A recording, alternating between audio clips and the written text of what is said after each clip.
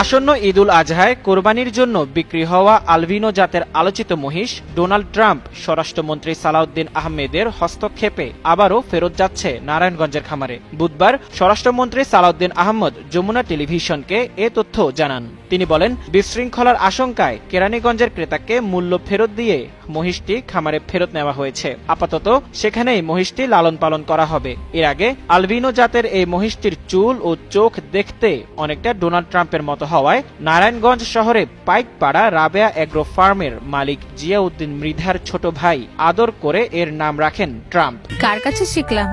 এই যে রাধুনী রেডিমিক্স গরুর মাংসের মশলা। গরু রান্নায় গুরু হওয়া কোনো ব্যাপারই না। অদ্ভুত নামের জন্য মুহূর্তেই ভাইরাল হয়ে যায় এই বিরল আলবিনো জাতের মহিষটি। তবে ভাইরাল হওয়ার আগেই 700 কেজি ওজনের ডোনাল্ড ট্রাম্পকে 550 টাকা কেজি দরে কিনেছিলেন রাজধানীর জিনজিরা এলাকার ক্রেতা সামির।